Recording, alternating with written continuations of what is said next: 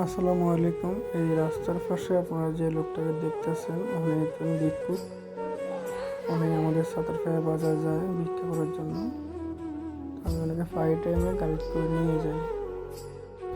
তো আমি ওনাকে গাড়িতে উঠি, আমি জিজ্ঞেস করলাম যে আপনার কি আসলে সন্তান নেই? তো উনি তার উত্তরে বলল আছে।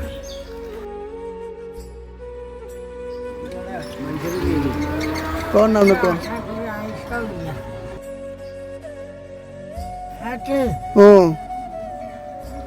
হাতে জীবন খরচ করে হ্যাঁ হাতে আশা করে আইসব কোন তা হাতে